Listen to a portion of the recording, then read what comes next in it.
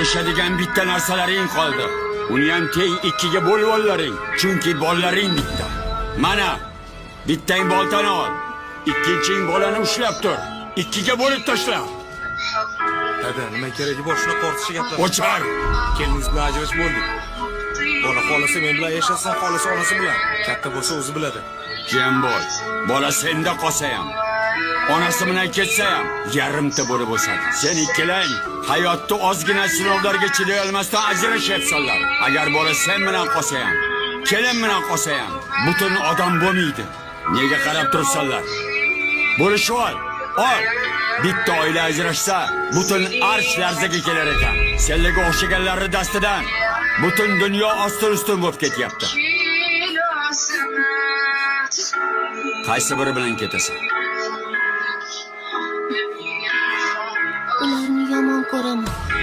Bolani oldida urushaverib, bezdirib qo'yibsanlar. Bitta gap ikkalangni ham esingda bo'lsin. Uzilgan bargni qaytarib daraxtga yopishtirib bo'lmaydi. Satqayi odam ketlaring. Ikkalangan bu kuningdan o'lganing yaxshi.